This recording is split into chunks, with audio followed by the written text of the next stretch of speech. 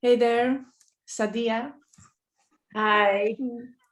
Lovely to be with you and lovely to meet you live for the first time. Likewise.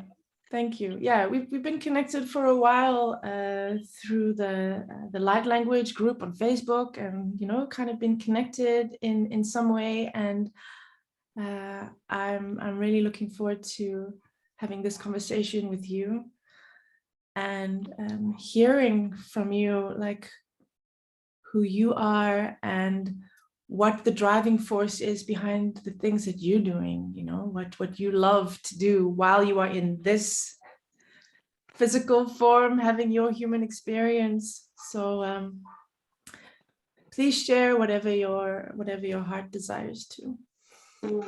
Thank you. I'm looking forward to our chat also. Thank you for inviting me. Yeah, yes. Awesome. So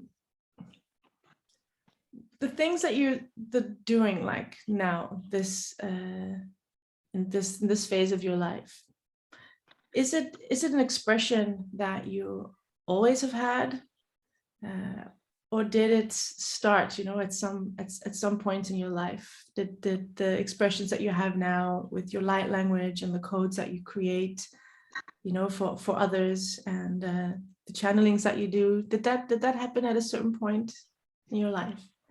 Yes. I'm not one of those people who had spoken light language, for example, as a child. I was pretty much awake as a child, I believe, because I could see very much relational structures and colors, and I believed in life after death, and I could see spirits behind people, but the light language was very unfamiliar to me. And I used to work a regular job in marketing, and I was pushing myself to be successful. I had kids, I had a home, an own home. So I was like more in the masculine way of doing. And then I got a divorce, a burnout, and I had to move from the city where I lived, and I was home 24/7 with my 2 young children, and it was a lot. And then I really started to search inwards inside myself. And while doing so, I started meditating, and then I got pregnant with my 3rd child. And then I think he brought me light language, because when he was born, all things started to happen. So I believe he's one of the golden children, because he came with a golden light. Beautiful.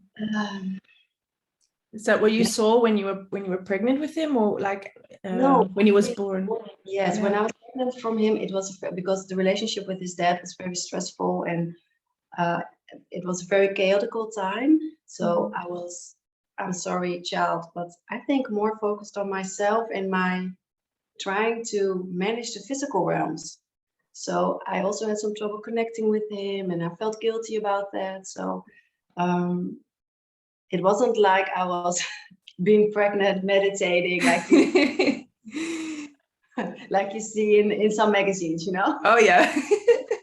It was a little bit more, I don't know, I was a little bit detached, I guess. It happened after he was born, because I could connect with him after he was born in an instant. Yeah. We gave birth to him by ourselves, because he was born in 8 minutes. So from first contraction to the full baby being. Oh my goodness. Yes, it was really. He just dived, yes, dived into. He was like, now I'm done with the world. Yeah. I'm coming. I'm here. Yes. So wow. Yeah, it was really. Yeah, that's crazy. So you like, I'm that's just sinking in kind of now what you're saying, like we gave birth to him by ourselves. I'm just like, of course, like what else can you do if a child is being born within 8 minutes, you just kind of need to figure out, so how are we going to do this? Wow. Yeah, it's only afterwards that you're like, wow, we just had a child. We just, it went so fast. Yeah. But I think it was a good thing, because his dad and me were to work together to catch him, to yeah. So to welcome him into the world. Yes. So and after that he was born, because he was a very peaceful child, very easy. I had a lot of time to sleep and to rest, and then I started dreaming, and I saw the goddess Isis. I knew who she was because she has such distinct. Because I wasn't into spirituality or anything like that much. She had like the makeup and the black hair like this, and we were in Egypt in a temple, and she started showing me things in dreams, and also the golden symbols. Yeah, wow, getting cosmic goosebumps right now. Yeah. And I was like, what's this? And I started Googling things that she showed me. For example, she asked me to put on a golden mask in my dream over, with a pharaoh face. And I had to walk through the back end of the temple to a sacred corridor and knock on the door and say, I am here on behalf of the pharaoh. So I was like, what's this about? Yeah. So I started Googling those dreams, like, what was Egypt like, and what rituals did they do, and how did those priests perform their magic? And so I found out, because, for example, she also made me do ritual bathing, and I found out that all the things I was dreaming about were actually in history written, that they must have happened. It's like, okay, this is weird. This is kind of spooky. Very mysterious. Yeah. Yes. So, and she spoke to me in a type of language that I assumed was ancient Egypt's language. Yeah. But then I started Googling the golden symbols. Like, what is the golden symbols? And I was posting in Facebook groups, not light language, because I didn't know it was light language. And I remember myself writing like, okay, I see golden symbols. I don't want to have anything to do with galactics because I don't believe in that. But I was very stubborn. Yeah. But I do want to know, is this from Egypt? Or people were laughing at me like, okay, welcome, this is light language. So, okay. Then I saw a video of someone, and she was speaking to a rock with codes on it she made, and she was speaking the same language that I heard in my dreams. Yeah. So that convinced me, and she was all about the galactics, and so then everything opened up for me. So I think it was a spontaneous awakening. Yeah. Yeah, and those memories, I remember also many years ago, like having very vivid dreams, like about Egypt. And seeing things in a way that you don't see in movies, you know, it being very different. Yeah. Also, yeah, just so very more multidimensional. That's always what's striking. When you see the history books, it's also flat, and so, but when you start reading, you can really see that they use the time travel, and that there are multiple layers behind the timeline, so to say. Yeah. Yeah, super interesting. Yeah. Very interesting. Yeah. And you can tell when a dream is a dream and when it's some kind of when it's more than that, you know. Yeah. Yeah. Yeah. But the light language, how do you experience, you know, light language when it flows through you? I mean, do you feel like you are channeling something, or do you feel like it's your being, it's part of your own essence that is like expressing itself on a certain frequency or from a certain dimension? What's that like for you? Yeah, for me it feels like not that I'm channeling an external source. It feels like I call my work channeling, but actually nothing that I do is channeling. It's all coming from within, connected with another version of me. Yeah. A higher version of me. Yeah. So when the light language comes, it's always like I need to open up some things, like some layers inside me, and then it can flow through. Yeah. Yeah, it's beautiful. And I think that's it's a beautiful thing to mention, because channeling can be such a confusing word, you know. It like depends. It can be that someone, you know, experiences that they are a channel for something outside of them that is, you know, speaking through them. But what you just described now is something I also personally experience. You know, it does feel like it's coming from a higher dimension and therefore flowing through, but at the same time it's coming from within. I think the whole within without concept that our brain sometimes struggles with, it's kind of non-existent. You know, just like we transcend time space, we also transcend the whole concept of within and without. You know, because where does my being begin and end? What is within and what is without? If I look within, but I am looking into a dimension of my being that feels like galactic or universal, for me it feels like I'm looking without, but it's still within me, so it's also within. You know, exactly. If I can expand, you know, exponentially expand, then everything that is conceptually outside of this physical body, I may describe as being, you know, without, but it's still me, so it's still within. Yeah, very much true. Yeah. And so it's that within my expanded self that is expressing itself from, you know, this physical body, which we use as a very wonderful instrument for all these energies. And we are definitely multidimensional. Yes, we are multidimensional beings. Yes, I even got the realization a couple of weeks ago, because I work for clients also. I make drawings and I do sessions. And I thought in my own process, it was so striking that I could only work for some people in retrieving their aspects when I had integrated that aspect first for myself. So I started wondering if all my clients are not actually also me. Well, so, I think it's interesting that you are speaking about this within without, because I also get so highly inspired by the people I speak to, and sometimes something gets me into a process of discovering myself more. So it's also connected.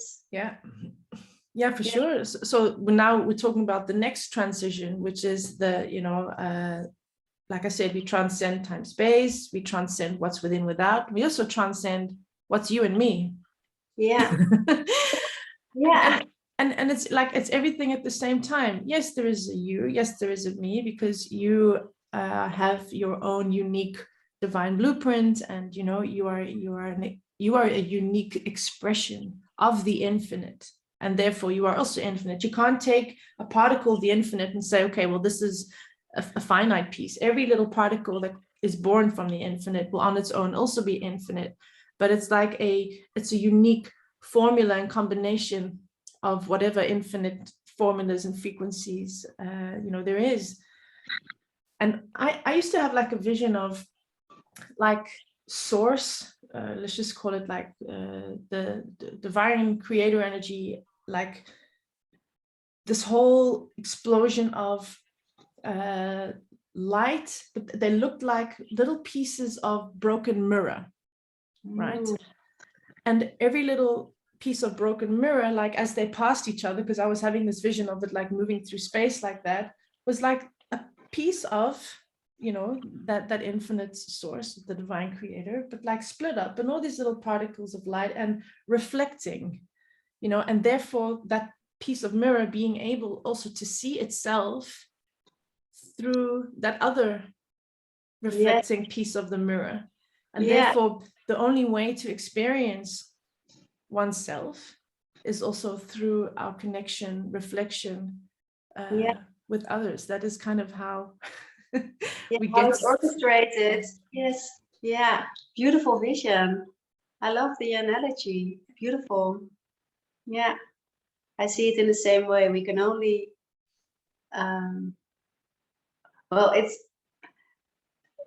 there is no coincidence, but yesterday I was in shadow work with my friends because I found out that I was having a hard time seeing my own light. We're just talking, and then we came upon this subject. So like, no, I see your light and your light. It's my work. I see the light in people, but I don't know, about my own light.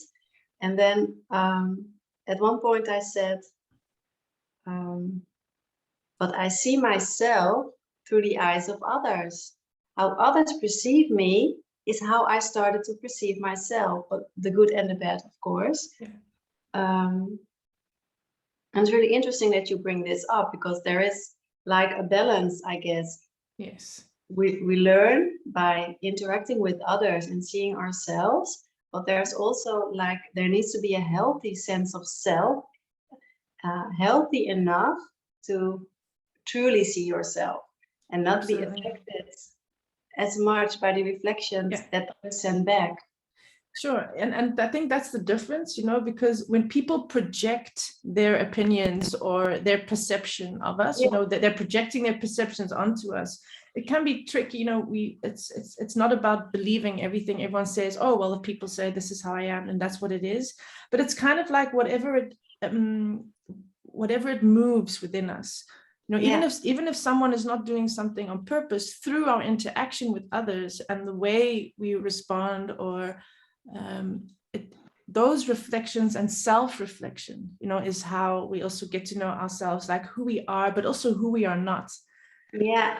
By making the different choices and having different types of relationships and connections and interactions and that kind of thing, you know, we sometimes discover like, oh, you know, that didn't feel good, and oh, that felt wonderful, and hey, wow, I didn't know I had this in me, and oh, I discovered this new part about myself.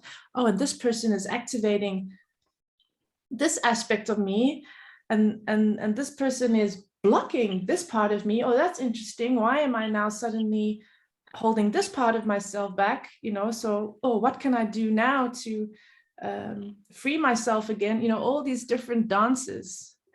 Beautiful. Yeah. And it's through those experiences, and indeed, that we experience ourselves, and that goes on, you know, infinitely. Like we said, you know, if we are infinite beings, how many expressions of ourselves can we experience? I don't think we ever reach that point that we define ourselves and say, well, this is who I am. I figured it out, you know. Now, all expansion is blocked within that moment. So yeah, when you define something, you mean? when we define ourselves, it's a cage. So yeah. A friend of mine also explained that once very well. You know, it's like energy is just like in this constant motion. You can see it as a wave of energy, and the minute we define it, like that energy wave collapses. You know, it like becomes almost stagnant. Yeah, you put it down into the physical, and you decide what it is. You know, and you give it a meaning or whatever. Yeah. Awesome. I had a vision about the interaction between, I had a vision about souls in a higher frequency and how they interacted. And I could see that they would would be very independent in itself. They were a little bit transparent, a little bit blue. And they would, when they would touch each other, they would be like electricity. And then they would go. So like, oh, I really love it. I was like watching this, and this is amazing, because this is something. How amazing would it be if we could experience connecting like this? Like, oh, this is exciting and new. Well, when you're saying this, I'm thinking, you know, like I've had that feeling before, you know, when I've met someone, you know, like even the relationship I'm in now, where that first meeting was exactly what you were describing, like this electricity, you know, like fire, flame, like what the heck is happening here? You know, it's like it's crazy. It's like having a conversation on one level, just talking about like having normal conversation, but on this other level, you know, like on a soul level, like there was this whole other conversation going on at the same time. Yeah, that's beautiful. I really receive a lot of insights on relationships and conscious relationships, 5D relationships, and how these connections in higher realms are also established, and in the physical realm, and that they can be very separate also, that you can have no contact in the physical realm, but have this electricity in the higher realm. We are so multidimensional, and there's so much more to discover in the coming years, I feel, for so many. Absolutely. Yeah, I've got another wave of cosmic goosebumps again. Yeah. Beautiful. So is there anything else that you'd like to share about what you love about what you do, you know, and what is it that makes you feel so passionate about it? Well, what really radiates within my heart and spills out is that I would like, what I keep hearing in my head for years now is I would love to bring people home, take people home. I feel like that's some sort of purpose, that to help others remember home. And where is that? For each is different, I guess, but I believe it's source. We all return home to source, and we travel down pathways back, probably how we came here, I guess. Like there's many energetic centers like the Essenes, Atlantis, Qatar's, Lemuria, all these energy centers that are shared by so many as memories, and they're all experiences. And I think we grow, and then we go to the galactics, and then we go to layers beyond this universe, and then we return to source. I think I'm trying to explain it in a linear way, which it isn't. It isn't, of course, but but I mean, when you say like to take people home, or to in any way to, you know, be someone who can, like a guide, maybe, you know, like a guide to show the way home. But what I'm seeing also when you say that, it's not really about like after this life. No, it's about while you are here, right? Yes. And making that connection, being connected to source, and knowing that home is also right here, but it's because you're connected to source, right? And yes, and embodying it, and so therefore feeling I am home. Yes, exactly. To bring home here, or something like that. Yeah, that's it. Yes. Bring and home. I'm very passionate about helping people remember that. Yes. Yeah, I love that, because even the word like I am home, you can hear it in two different ways. Like I am home, like you are somewhere, like I'm home, or I am home. Yes, being it. No, that's it feels yes, so beautiful.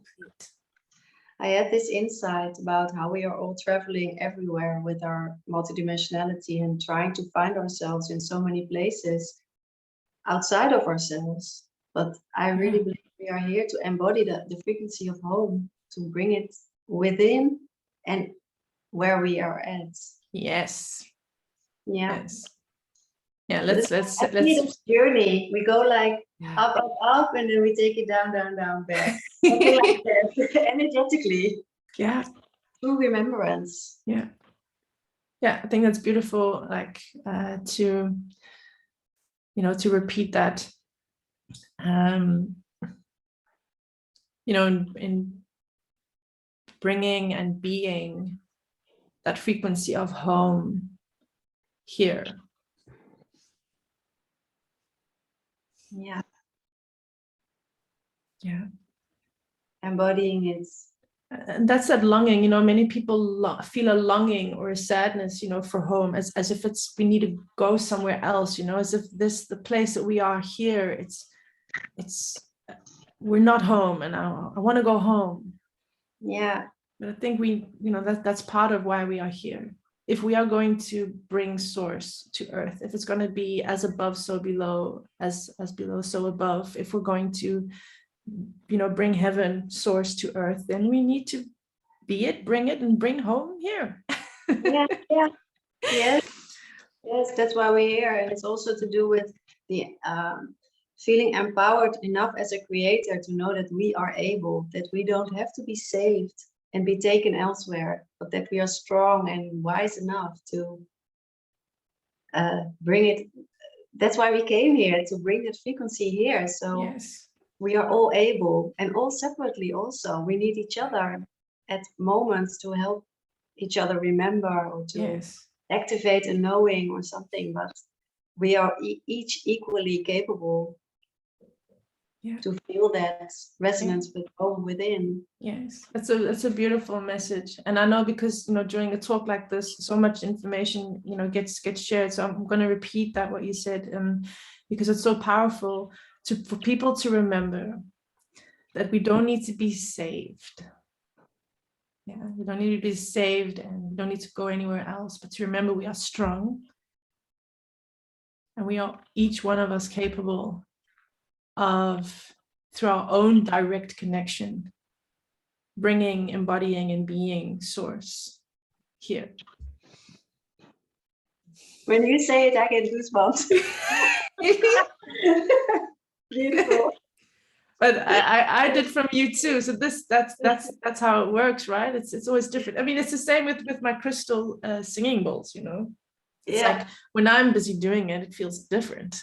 You know, someone else is having that experience, that frequency, and when I'm not doing it, I'm experiencing it through someone else. It's like completely different experience, you know. So it's how we do this for each other. That's so powerful.